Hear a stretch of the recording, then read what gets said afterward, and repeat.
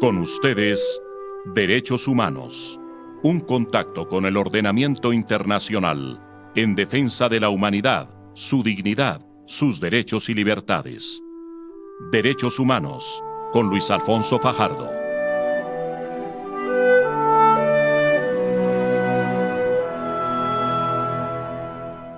Derechos Humanos, la voz del derecho, hoy con un análisis respecto del tema del triunfo del republicano Donald Trump en relación con los derechos humanos. Mucho se ha especulado en los recientes días, donde con sorpresa sectores políticos, académicos y financieros no entienden el triunfo del magnate norteamericano. Nosotros desde la voz del derecho vamos a hacer un análisis, pero solamente en lo que tiene que ver con el tema de derechos humanos. Ya ha habido manifestaciones anteriores al triunfo en las elecciones como recientes. Michael Moore, cineasta norteamericano, insistió desde el momento en que se postuló el señor Donald Trump del peligro que representaba para los derechos humanos, del peligro que representaba el señor Trump para el mundo, para la estabilidad del mundo. Pero también es un análisis de por qué muchos sectores de los Estados Unidos votarían por él en las elecciones. Recientemente, con el Brexit, con el no al plebiscito en Colombia y con el triunfo de Donald Trump, se ha venido generando una tendencia, una corriente. El populismo de derecha, que es visto como una nueva oleada para tratar de destruir, si se quiere decir, los logros del liberalismo, los logros de los derechos humanos. Pero no podemos caer en la tentación de analizar solamente el triunfo de Donald Trump como un discurso de miedo, de odio. Detrás de este triunfo hay graves y profundas contradicciones en los senos de los estados donde ganó definitivamente el señor Donald Trump. Justamente Michael Moore había hecho durante los últimos 3 años unos videos donde mostraba que parece que en los Estados Unidos hay 2 estados, 2 países. Un estado que se muestra rico y poderoso, industrial, con altos niveles de vida, pero también estados donde los blancos empleados pobres se han quedado sin empleos, donde el aumento del desempleo ha llevado a que grandes sectores de la población no alcancen los mínimos vitales para poder sobrevivir. Es este otro estado dentro de los Estados Unidos que está votando por esta propuesta de Donald Trump. Una propuesta populista, nacionalista, pero que les promete devolverle los empleos. Michael Moore hizo un recorrido por muchas de las fábricas que cerraron, que se declararon en quiebra, y con los miles de trabajadores que también se declararon en quiebras. Michael Moore, al día siguiente del triunfo de Donald Trump, señaló una receta de 5 puntos, donde el primero de los puntos es que el Partido Demócrata vuelva a tomar las banderas de los derechos humanos, las banderas de ampliar la democracia, la bandera de tratar de garantizar los mínimos vitales a los ciudadanos de los Estados Unidos. Dice Michael Moore que hace mucho tiempo que el Partido Demócrata no representa realmente los intereses de los más pobres, de los trabajadores deseosos de ganar lo necesario para resolver los temas de vivienda, de alimentación y de mínimo vital de sus familias. Un partido demócrata que se enquilosó, que se convirtió prácticamente en un obstáculo para el desarrollo. Un partido demócrata que debe volver a la senda de representar los intereses de los excluidos. Y me parece que en Michael Moore podemos encontrar esa crítica que nos lleva a hacer análisis estructurales de un partido, pero análisis estructurales de una sociedad que es invisible, de una sociedad que hasta ahora no ha visto representado su voto en grandes transformaciones sociales. Y tenemos el otro texto que lo recomiendo a mis queridos oyentes, el texto de Noam Chomsky, salió este año, se llama ¿Quién domina el mundo? Este texto de Noam Chomsky, filósofo, lingüista del Departamento de Lingüística y Filosofía del MIT, y que se ha convertido hoy por hoy en uno de los politólogos más importantes del mundo, tiene en su primera parte del texto lo que ha llamado el desgaste de la democracia electoral, una constante apatía, un deseo de ni siquiera votar, una apatía que tiene muchas razones, una apatía que sin duda alguna logró ser superada por el discurso de Donald Trump, quien volvió por antiguas banderas de nacionalismo, antiguas banderas de miedo, antiguas banderas que intentan decirle a los ciudadanos de Estados Unidos que los inmigrantes son un peligro, que hay que construir el muro.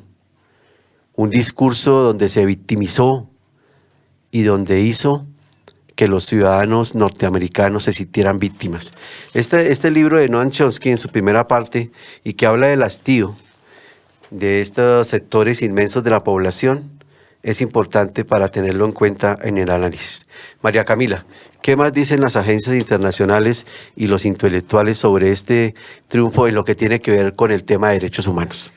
Bueno, doctor Fajardo, para muy pocas personas diría yo que fue alentador saber que Donald Trump había ganado las elecciones presidenciales. De hecho, la ONU, al día siguiente de que se supieran los resultados, aclaró la Oficina del Alto Comisionado para los Derechos Humanos que va a contrahablar, como hasta ahora siempre ha hecho, que si percibe que las políticas del nuevo gobierno socavan o violan los derechos humanos de algún individuo o de algún grupo en particular, lo denunciará. Eso fue respuesta a una pregunta del alto comisionado Seyrat al-Hussein a la elección de Donald Trump como nuevo presidente, y respondió que hay que esperar las acciones concretas que vaya a tener el mandatario, ya que pues a lo largo de su campaña se caracterizó por tener comentarios y acciones que iban en contra de los derechos humanos. Para recordar algunas de las cosas que hizo el candidato en materia de derechos humanos y de democracia, se apartaría radicalmente de la política bipartidista estadounidense de las últimas 4 décadas, que colocó el respeto por los derechos humanos y la democracia entre las condiciones claves para las buenas relaciones internacionales. Trump insistiría en el respeto a los derechos humanos, pero respetando primero el americanismo. En materia de inmigración, que es el tema más polémico, repitió en un discurso que va a construir el muro en toda la frontera con México y que deportará millones de inmigrantes indocumentados, quienes, en palabras de él, andan por ahí amenazando a ciudadanos pacíficos. No mencionó en su discurso el hecho de que la gran mayoría de esos 11 millones de inmigrantes indocumentados son gente trabajadora que, según varios estudios, cometen menos delitos que los estadounidenses de nacimiento. En materia de comercio, parece más dispuesto a renegociar o aniquilar el acuerdo de libre comercio de América del Norte firmado entre Canadá, Estados Unidos y México, y el recientemente firmado pero aún no implementado Acuerdo Transpacífico de Cooperación Económica, el TPP. Aparte de todas esas cosas, ha defendido en diferentes discursos que para luchar contra el terrorismo hay que tener tácticas que vayan en contra de los derechos humanos. Por ejemplo, cuando ocurrió el atentado en el aeropuerto de Estambul, en Turquía, en el que murieron más de 40 personas, Trump aseguró que le gustaba la práctica conocida como ahogamiento simulado, que fue prohibida por la administración de George Bush en 2006. Aparte de todo, quiere prohibir el acceso de los musulmanes extranjeros a Estados Unidos temporalmente, y habla de una investigación extrema, aunque no dice cómo sería esa investigación, pero sería como un veto. Y durante la campaña se sumaron denuncias de diversas mujeres por situaciones que alcanzan incluso el intento de violación. La violencia de género ha sido otro de los ámbitos en los cuales el candidato, el hoy presidente, genera preocupación. Y más las respuestas que él tuvo cuando la prensa lo intentó que le explicara a la prensa qué era lo que había pasado, eran respuestas desobligantes o burlándose de las mujeres que lo estaban denunciando. Y a eso hay que sumarle que hace unas semanas antes de la elección como tal se encontró merchandising de su candidatura en el que se calificaba a Hillary Clinton como una zorra. Sí, definitivamente no hay razones para creer en este momento que las promesas de campaña del señor Donald Trump no las vaya a cumplir. Algunos creyeron ver en el discurso conciliador cuando logró el triunfo como presidente y como nuevo huésped de la Casa Blanca, de que ese discurso conciliador podía dar claras señales de que muchas de las cosas que había prometido en su campaña no eran sino actos de populismo. Pero aquí desde Derechos Humanos, en La Voz del Derecho, no creemos en eso. Creemos que el señor Donald Trump evidentemente va a intentar cumplir todas sus promesas de campaña, porque no solamente quiere ser presidente de los Estados Unidos durante 4 años, sino en los próximos 8 años. O sea, queridos oyentes, que tenemos que prepararnos para 8 años, donde las fuerzas progresistas, no solamente de Estados Unidos, sino de todo el mundo, debemos hacer un frente común para evitar el desastroso periodo presidencial del señor Donald Trump. Hay una frase que de una entrevista reciente, donde Chomsky dice: nadie se tomaba en serio al ridículo cabo austriaco que, aprovechándose del caos que había sembrado la caída de la Bolsa de Nueva York en octubre de 1929, llegó al poder en Alemania, 4 años después. Ese miedo que vivía Europa en la década de los 30, esa desprotección, es la misma que se siente ahora en Estados Unidos. Y me parece muy curioso porque Chomsky habla de esos 2 momentos. Un momento donde surge un tirano de la talla de Hitler, pero habla de también un momento en que puede surgir un nuevo tirano. Ese tirano puede ser evidentemente el señor Donald Trump. Donald Trump, dice Chomsky, es un peligroso caldo de cultivo, ya que está compuesto de sectores religiosos racistas, ultranacionalistas y fundamentalistas religiosos, junto con un número importante de gente que está muy enojada y resentida por haber sido marginada. Es importante advertir que Trump obtiene un importante apoyo entre sectores nacionalistas y sobre todo un sector importante de ciudadanos que se consideran blancos y que ven en la inmigración un peligro latente para sus empleos. Y es sobre este primer punto, el derecho al trabajo. El derecho al trabajo está detrás de este triunfo. ¿Por qué? Porque haciendo un análisis sobre el aumento del desempleo en Estados Unidos, podemos darnos cuenta que entre el 5 y el 6% de los trabajadores han perdido sus empleos. Este es un resentimiento que le atribuyen a la excesiva migración, lo cual pues todos sabemos que no es cierto, porque las empresas están cerrando básicamente para ir a tener sus sedes en países de América Latina, de Asia o de África, donde la producción de las materias y de las mercancías que están en este momento elaborando salen el 40 o el 50% más económica. O sea, no es un problema de la inmigración. El aumento del desempleo en Estados Unidos, el aumento de la marginalidad, el aumento de la pobreza no es una causa, no es una consecuencia de la inmigración. Es una consecuencia de que los industriales, los poderosos industriales norteamericanos están pensando en otros sitios para colocar sus empresas para rentabilizar aún más su capital. Es decir, este primer punto es importantísimo. Recordemos, apreciada Camila, que el 1 de mayo de 1886, el primer grupo emancipador, la primera gran huelga general se dio justamente en los Estados Unidos, en Chicago. Hoy conmemoramos el 1 de mayo gracias a que cientos y miles de trabajadores dijeron en los Estados Unidos, en Chicago, basta ya. Y fue justamente esa fuerza arrasadora, realmente arrasadora de los trabajadores norteamericanos, lo que finalmente trajo como consecuencia, tanto en la legislación norteamericana como en la legislación de los países de América Latina, lo que hoy llamamos derechos laborales. Y fue justamente el Partido Demócrata el que encarnó estas reivindicaciones de la clase trabajadora. Por eso es que el derecho al trabajo, el aumento del desempleo, llevó a que ese resentimiento se canalizara y fuera canalizado por el candidato Donald Trump. Y es justamente ese llamado a análisis estructurales. Puede pasar aquí en Colombia que un personaje como el exprocurador Ordóñez llegue a ser presidente de la República si no hacemos los análisis correspondientes. Hay que tomárnoslo en serio. Hay una gran cantidad de personas que están resentidas, pero hay que explicar justamente eso.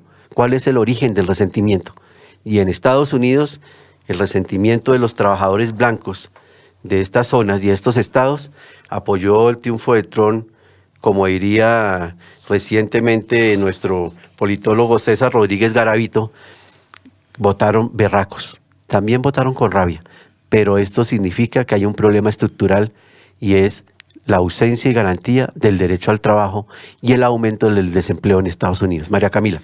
De hecho, eso fue uno de los pilares de la campaña de Donald Trump. Él le decía a los blancos pobres, que en especial de las zonas rurales, que han perdido incluso hasta sus posibilidades de empleo por la llegada de inmigrantes, que ocupan esas plazas de trabajo por sueldos más bajos. El discurso anti-inmigración de Trump caló hondo en ese segmento de blancos pauperizados, en particular en las áreas rurales de los estados indecisos, que también eran los claves, como Florida, Carolina del Norte, Wisconsin, Ohio y Pensilvania. Las políticas de los demócratas han llevado al empobrecimiento de la clase media. Fue como el constante discurso con el que jugó y con el que se aprovechó de las emociones de los blancos pobres, entre comillas. Y justamente aquí tenemos un informe donde dice que no es coincidencia que los estados de Mississippi, norte de Virginia, Arkansas, Kentucky, Alabama, los 5 estados con menor ingreso económico por hogar, de acuerdo al Departamento de Justicia del 2014, hayan votado masivamente por Trump. Entonces, ese es el llamado a hacer este tipo de análisis estructurales.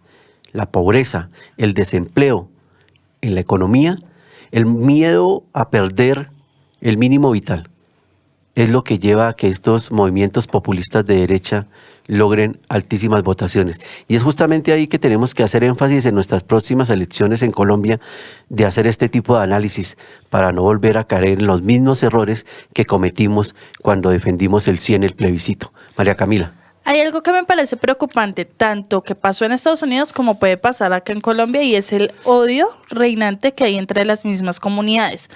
Porque otra de las claves por las que ganó Trump fue por la comunidad cubana anticastrista. Porque días atrás, Barack Obama flexibilizó más las restricciones para las exportaciones cubanas de algunos productos, mientras que Trump ofreció dar marcha atrás en el acercamiento con La Habana. Esa postura le gustó mucho a la comunidad cubana anticastrista, en especial a los de más edad que le dieron su voto. Y lo mismo puede pasar acá en Colombia, o sea, es el odio reinante que hay entre las mismas personas del país. O sea, esta vez fueron latinos contra latinos. Y no sería raro que en Colombia sea colombianos contra colombianos. Bueno, justamente el tema de la Florida ha sido ampliamente discutido.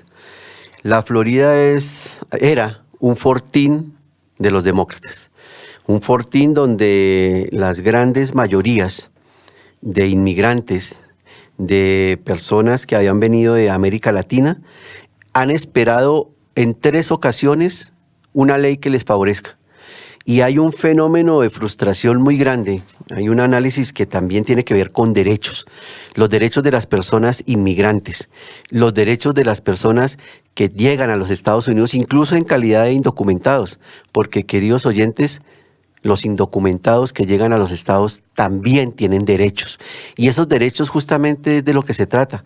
Cuando el señor Trump comience a cumplir las promesas de su campaña, veremos imágenes de cientos y cientos de latinoamericanos siendo deportados, y en las condiciones en que se hagan estas deportaciones y en las condiciones en que se hagan la defensa de sus derechos, ahí tendremos que estar unidos todos los países de este continente, porque no es gratuito que en este país hay colombianos, dominicanos, mexicanos, salvadoreños. Entonces aquí hay un tema importante.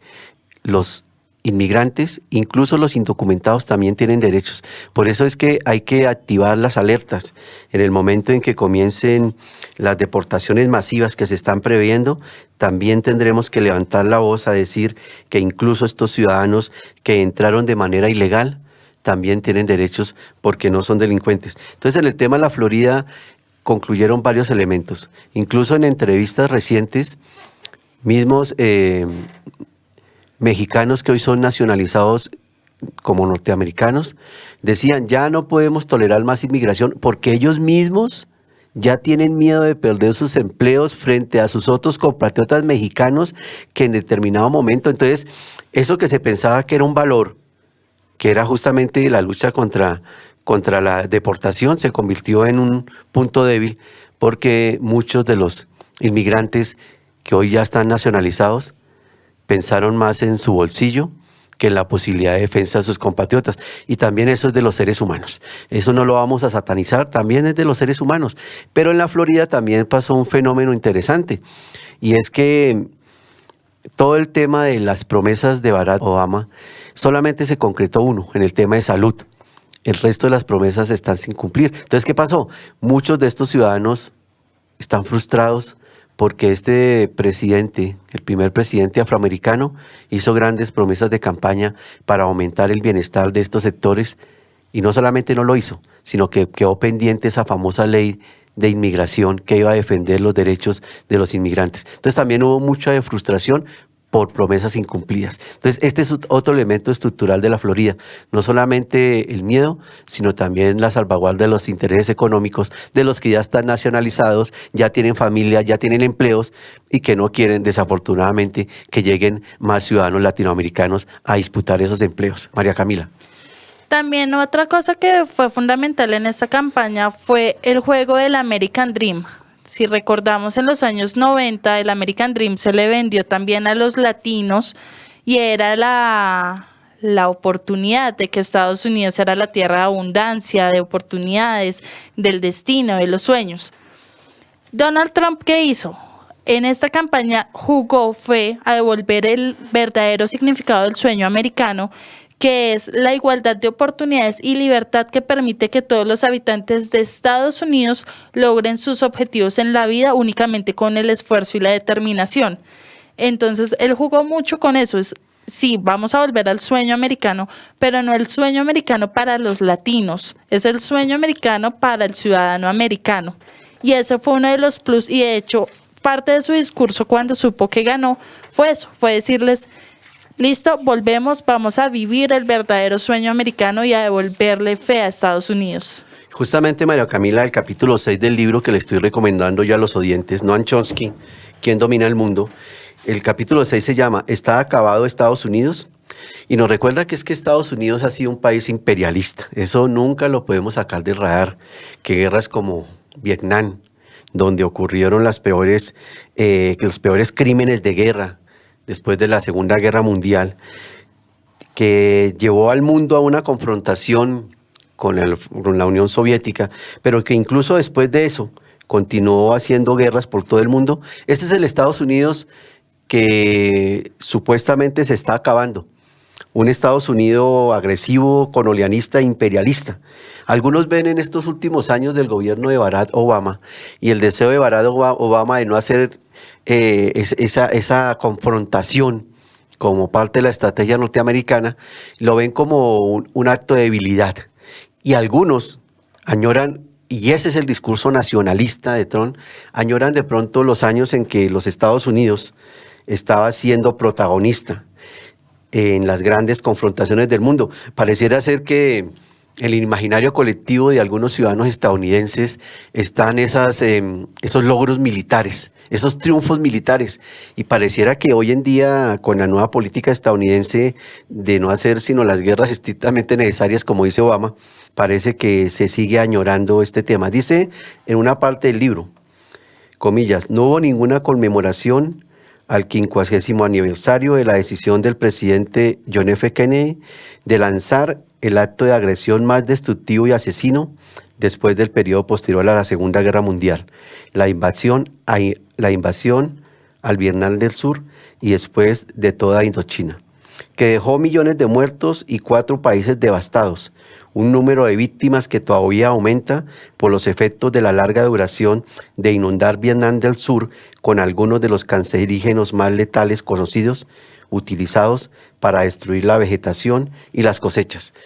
Este es un discurso peligrosísimo. Volver a ser grande los Estados Unidos, ¿qué significa? ¿Qué significa en el lenguaje de la geopolítica y los derechos humanos? Podrá significar volver a hacer las guerras contra el resto del mundo que dejaron como saldo millones y millones de personas muertas. ¿Es el Estados Unidos grande con que sueña Donald Trump? ¿Un Estados Unidos violador de derechos humanos? ¿Un Estados Unidos que lleva las guerras a los últimos rincones del continente y del mundo para defender sus intereses económicos? Ese nacionalismo tiene mucho de fascismo y es justamente el temor de muchos de los analistas en temas de derechos humanos. Hacemos una pausa y ya regresamos en La Voz del Derecho. Hoy, Donald Trump y los derechos humanos. La Voz del Derecho. 24 horas de programación agradable y actual.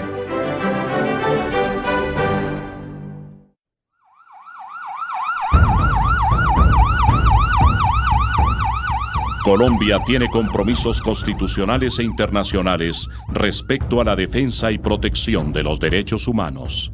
Si usted sabe sobre formas de vulneración o amenaza de los derechos humanos, denuncie los hechos ante la autoridad competente. Campaña de La Voz del Derecho.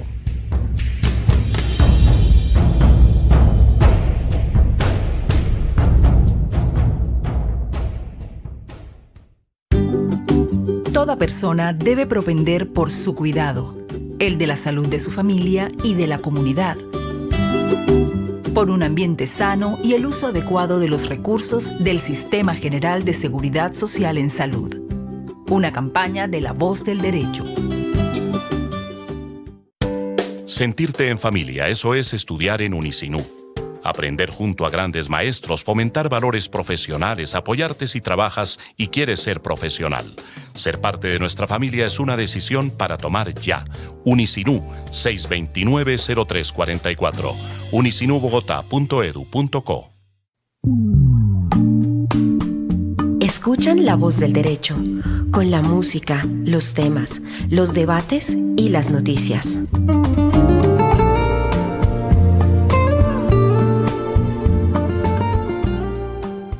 Regresamos, La Voz del Derecho, derechos humanos. Hoy, Donald Trump y los derechos humanos.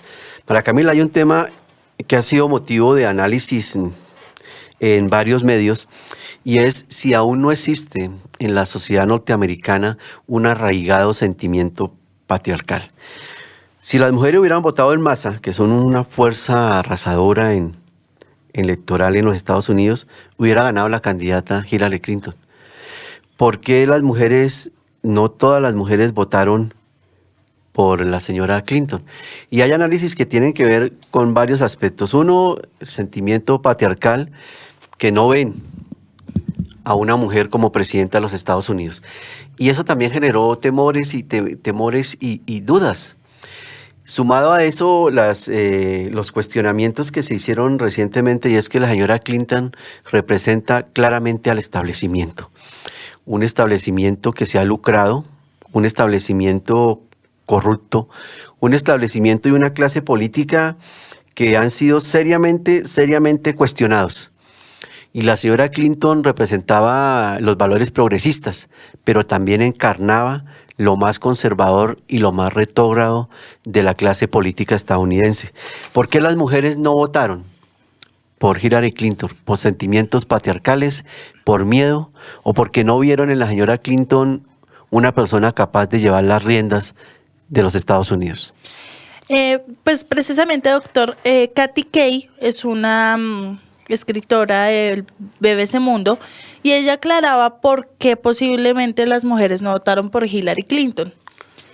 Entre las razones que encontró, la primera, a pesar de que dicen que les encantaría ver a una mujer ocupar el cargo más poderoso del mundo, no estaban de acuerdo con Hillary Clinton, primero por su esposo o su ex esposo, segundo por el agotamiento que hay en el discurso de la candidata, ya que desde el 2007 Ella está hablando de su intención de llegar a la Casa Blanca.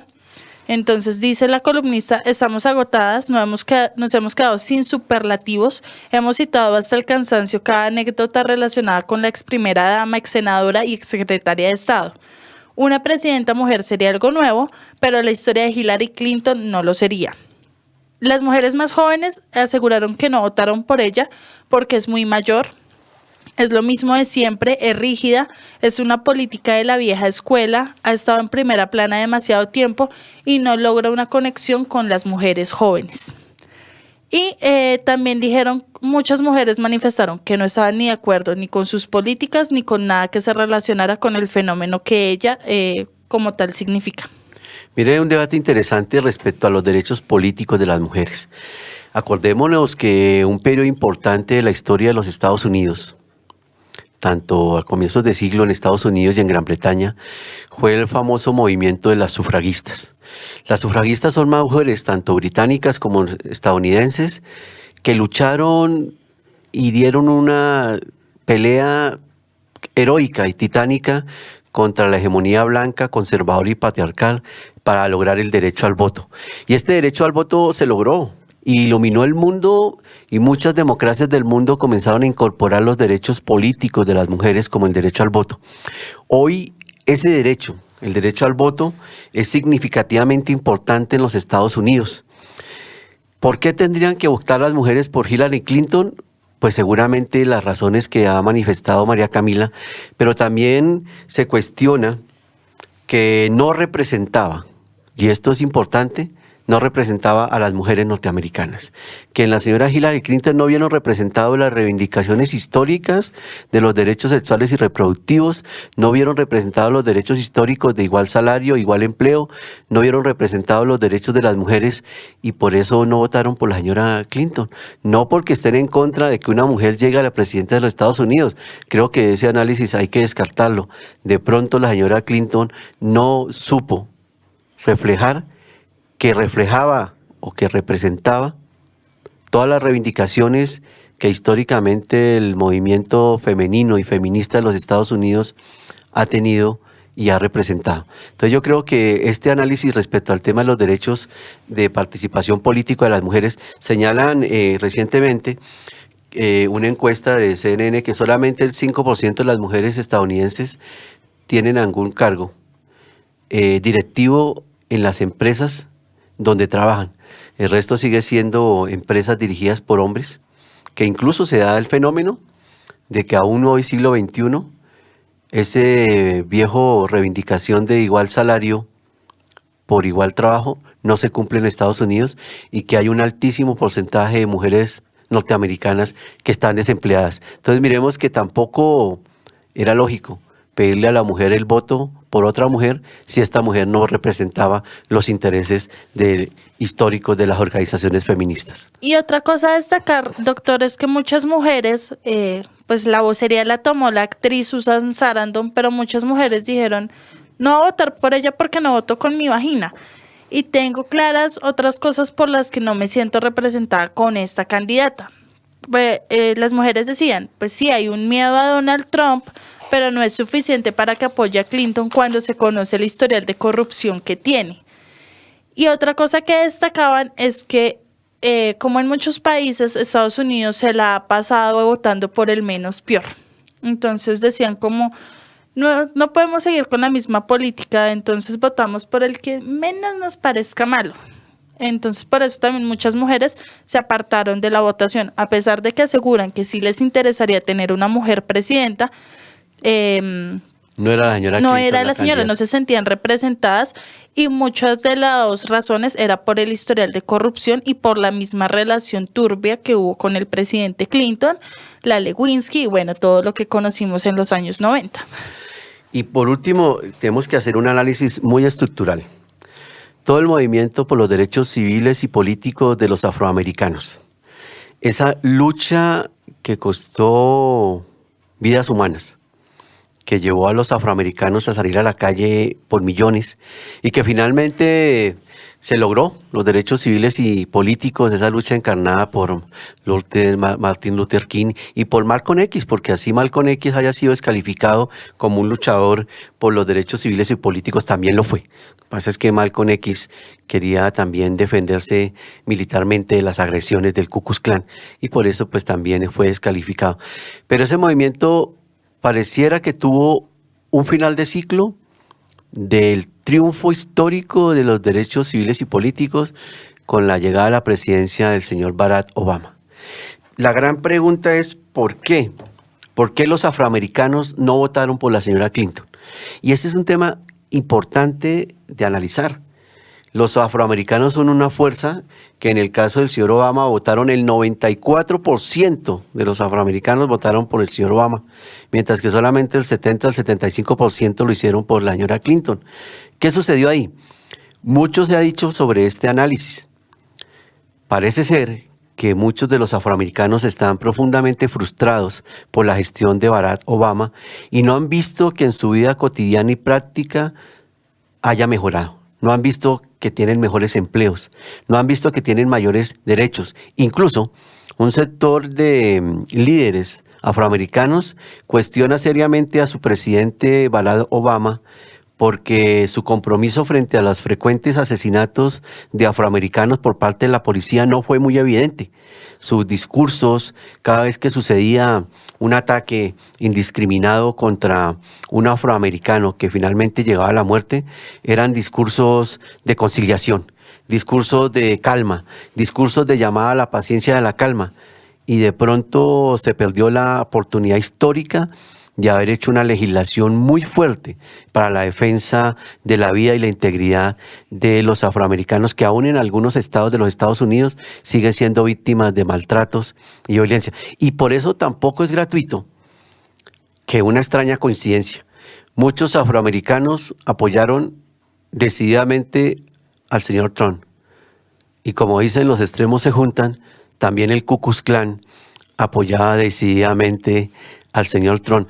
¿Cómo entender esta lógica? ¿Cómo entender esta lógica de frustraciones, de miedos, de nacionalismos que hacen que líderes históricamente sometidos, como los afroamericanos, apoyen al mismo candidato que el Ku Klux Klan? De hecho, creo, María Camila, que tú tenías una nota sobre una marcha que está preparando el Ku Klux Klan para celebrar la victoria del señor Donald Trump.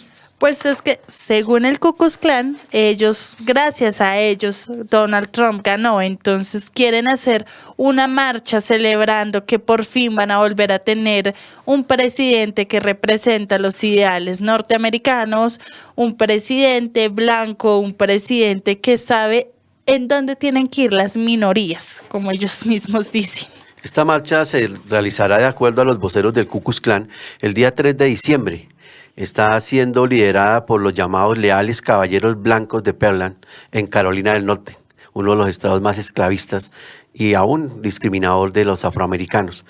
Anunciaron que justamente Donald Trump convoca las expectativas del Ku Klux Klan y que justamente es la posibilidad para nuevamente el predominio blanco en la sociedad estadounidense. Ese predominio blanco que se ha ido perdiendo progresivamente, supuestamente, con la llegada de los inmigrantes. El temor de que ya Estados Unidos no sea una sociedad blanca, sino que sea una sociedad de inmigrantes. Entonces, esta es una gran paradoja. Muchos afroamericanos votando por Trump y los líderes de Ku Klux Klan celebrando el triunfo de Donald Trump. Pero esto tiene una explicación sociológica en la frustración y el miedo y el reproche del que el presidente Barack Obama pudo haber hecho más por los afroamericanos y no lo hizo. No lo hizo por conveniencia política, pero dejó pasar una oportunidad histórica de garantizar a los afroamericanos realmente una igualdad material y no solamente la igualdad legal con la que actualmente cuentan. Y hay María Camila. En el anuncio de la marcha es un poco aterrador lo que dice el Ku Klux Klan porque dicen: nuestro líder glorioso ha ascendido a Dios emperador. No se equivoquen, nosotros hicimos esto. Si no fuera por nosotros, no hubiera sido posible. La raza blanca está de vuelta en el juego y si nosotros estamos jugando, nadie puede vencernos. Los triunfos no van a parar. Todos sabemos, queridos oyentes, las consecuencias de los discursos racistas y nacionalistas. Yo creo que por eso nuestro amigo profesor del Instituto de Massachusetts, Noam Chomsky, señala el parecido en el contexto histórico y en la personalidad de Hitler y de Trump. El nacionalismo, los discursos de odio generan crímenes de odio. Y ya la humanidad ha pasado varias de estas etapas. ¿Es posible que estemos comenzando una nueva etapa de discursos de odio? Dice Noam Chomsky finalizando la entrevista. Todo parece indicar que Trump traerá debajo del brazo una maleta en donde se resucitarán demonios que se creían muertos desde la Edad Media. Ese es un poco el análisis que queríamos hacer aquí en La Voz del Derecho sobre el tema de derechos humanos. Claro que habría muchísimo más que señalar, el tema del cambio climático, el tema de la defensa de las corporaciones a la cual él mismo pertenece, todo el tema del militarismo en el mundo, el tema nuclear, que seguramente dejaremos pendientes para otros programas de La Voz del Derecho. ¿Algunas conclusiones sobre este tema, María Camila? Bueno, un poco aterrador lo que venga de ahora en adelante con Donald Trump como presidente. Ayer precisamente en Facebook veía que ya en los colegios los niños están exigiendo que se cree el muro con México.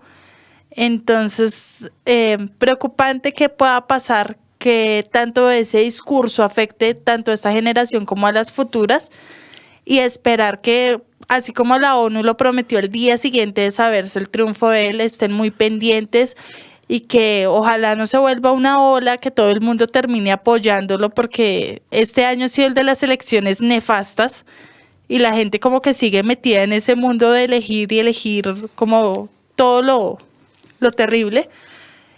Y curiosamente uno ve las redes sociales y era todo el mundo que Hillary Clinton, que no podía ganar Trump, que esto, pero uno ve los resultados y gana él. Plebiscito en Colombia, todo el mundo por el sí, pero va a haber uno y gana el no. En Londres cuando pasó lo del Beatrix. Entonces también es como la responsabilidad de que la gente deje de estar tanto opinando en redes sociales y de verdad salga a demostrar su opinión, pues para evitar que sigan pasando este tipo de elecciones desafortunadas en las que dejan a todo el mundo en un péndulo que uno no sabe qué va a pasar al día siguiente. Bueno, también quisimos hacer este programa, ya habíamos hecho el programa anterior diciendo de forma autocrítica qué hicimos mal los del sí, porque hay que tomar las lecciones aprendidas. Esta es otra lección aprendida, queridos oyentes. Esta es una lección aprendida. Nos enfrentamos a un proceso electoral fundamental, vital para consolidar el proceso de paz en nuestro país. Quien sea el próximo presidente definirá si regresamos a una guerra implacable o vamos a consolidar la paz. Y es justamente acá donde el discurso nuestro debe cambiar. No debemos centrar el discurso en descalificar al otro, como lo hizo la señora Hillary Clinton, descalificar, sino mirar quiénes son los votantes. ¿Quiénes fueron los que votaron el no? ¿Quiénes serán los que van a votar por el señor Ordóñez? Justamente ese es el análisis que debemos hacer. Ya son 3 lecciones aprendidas en el mundo. Creo que tenemos suficientes analistas en este país para que nos digan y nos muestren el camino para no volver a cometer los mismos errores. Finalmente, dice Michael Moore en su artículo, comillas, todos deben dejar de decir que están atónitos o que están en shock. Los que están intentando decir es que estaban en una burbuja y que no prestaban atención a sus compatriotas norteamericanos ni a su desesperación. Años siendo ignorados por ambos partidos. El enojo y la necesidad de venganza contra el sistema solo crecieron. Con ello vino una estrella de televisión que les gustó, cuyo plan era destruir ambos partidos y decirles a todos, están despedidos. La victoria de Trump no es una sorpresa, nunca fue un chiste. Tratándolo de esa manera solo lo fortaleció. Él es tanto una criatura como una creación de los medios y los medios nunca lo detendrán. Justamente hay que tomarnos en serio todos los candidatos que comiencen a surgir a partir de este momento. No hay que destruir su imagen. Esto solo consolida que los medios están detrás de ellos. Una encuesta reciente señala que la exposición a los medios del candidato Trump fue el doble que el de la señora Clinton. ¿Cómo entender eso? Porque todos los medios lo buscaban para estar pendiente de toda la gran cantidad de cosas que decía. Esa publicidad gratuita ayudó muchísimo al candidato porque llegó a los rincones más pequeños y lejanos de los Estados Unidos. La voz del derecho, derechos humanos. Hoy, Donald Trump y los derechos humanos. Hasta pronto. Escucharon Derechos Humanos, un contacto con el ordenamiento internacional en defensa de la humanidad, su dignidad, sus derechos y libertades. Derechos Humanos, con Luis Alfonso Fajardo, una presentación de La Voz del